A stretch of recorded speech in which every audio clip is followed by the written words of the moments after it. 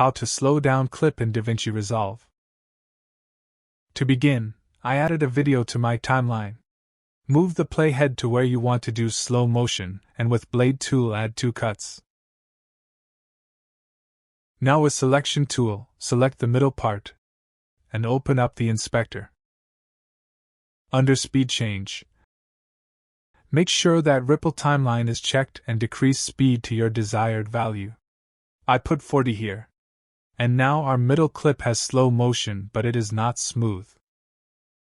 To smoothen the slow motion, under retime and scaling, set retime process to optical flow. Now we have a smooth slow motion, but if you have access to motion estimation, you can change its setting to create better slow motions. Anyway guys, thanks for watching and I hope you found this useful.